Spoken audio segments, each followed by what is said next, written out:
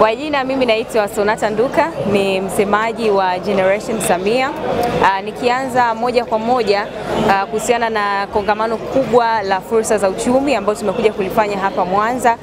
Kiukweli kwanza niwashukuru sana wana Mwanza na wana kanda ya Ziwa kwa ujumla, kwa sababu mwitikio umekuwa mkubwa sana. Nyinyi wenyewe mmeona namna gani ambavyo ukumbi umetapika na wananchi paka huku nje bado wapo na wamejaa. Kwa hiyo mwitikio umekuwa mkubwa sana, mwitikio umekuwa ni mzuri sana, na hii inaonyesha kwamba Watanzania wana kiu ya kutaka kuzikimbilia zile fursa ambazo tumesema kwamba leo hii tunafungua hiyo kodi ya mgao wa 30% za Samia kupitia mfumo wa NeST. Kwa hiyo mwitikio umekuwa mkubwa, ni mzuri kwa upande wetu. Sisi tunashukuru sana na tunashukuru sana wana kanda ya Ziwa. Lakini kikubwa pia napenda kuchukua nafasi hii kumshukuru sana mgeni rasmi mkuu wa mkoa wa Mwanza kwa kuweza kufika na kushiriki nasi katika kongamano hili muhimu sana la kufungua kodi za fursa za mgao wa 30% za Samia kupitia mfumo wa NeST.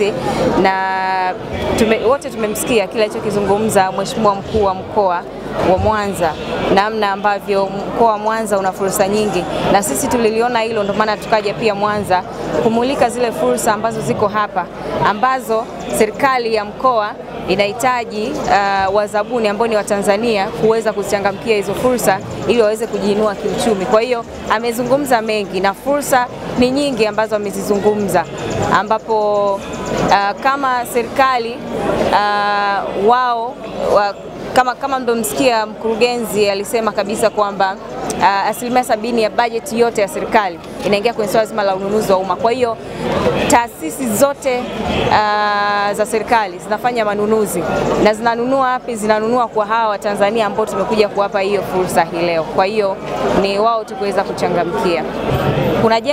Zinajengwa shule, wanahitajika mafundi. Hao mafundi ni hao Watanzania wa kawaida ambao wanatakiwa wajisajili kwenye mfumo wa NeST.